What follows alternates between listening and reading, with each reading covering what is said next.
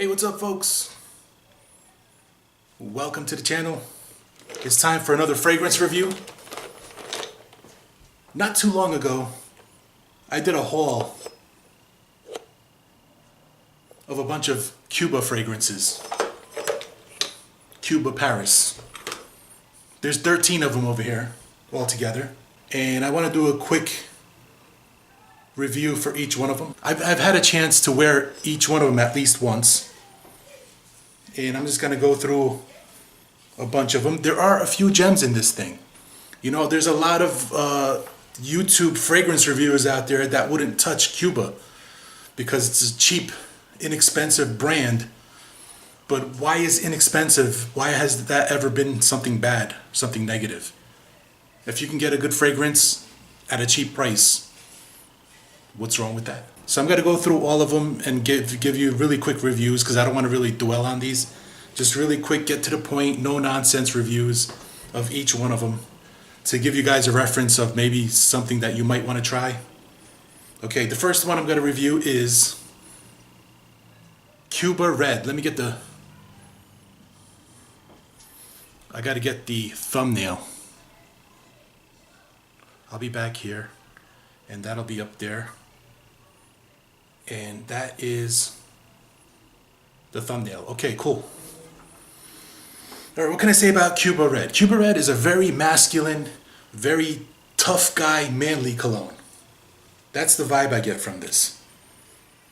It opens up fruity and leathery. There's the main vibe I get this from this one is leather, tobacco, and musk. It's not a clean scent. It's a cool weather scent, in my opinion. It opens up fruity, but more like a sour fruity, like a sour apple and lemon, maybe bergamot. And at the base, there's a lot of dirt. There's a lot of leather, musk, and tobacco at the base. And after the first hour, when the fruitiness kind of like tones down a little bit, you have greens coming in. This also has a green element to it that comes in, but it's a zesty green. It gives it a little bit of a hint of freshness to balance out the dirt on the bottom. And I get like cloves or like a vetiver, but there's like a fresh zesty greenness to it that comes in when it starts drying down. And the performance on it is actually really good. Good performance. You know, I get good sillage out of it. And I find this to be a very good cologne. Well, you know, what kind of vibe do I get from this? I get a tough guy. I get muscle car, leather jacket. I get, you know, this is the kind of cologne that you want to spray on if you want to watch like all the Mad Max movies, The Road Warrior and all those Mel Gibson movies.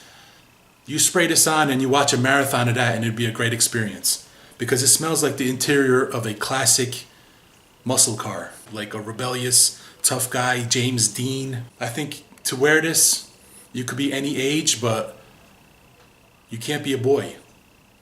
You got to be a man. You got to be at least 5'8" and 175 pounds to pull this off. If you're less than that, don't even bother. This is a manly scent, and I personally love it. But noses are like assholes. Everyone has one, so you trust your own. If you're a vegan and you have one of those vegan leather jackets, you know, the ones that look like leather and they feel like leather, but they're like made of some kind of polyurethane or some kind of vinyl.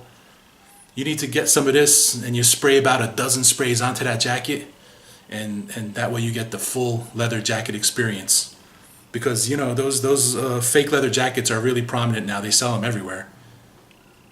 You spray some of this on there and that missing element is right here. I'm babbling on. I know, this got to be short, sweet to the point. I like it. Maybe you'll like it too.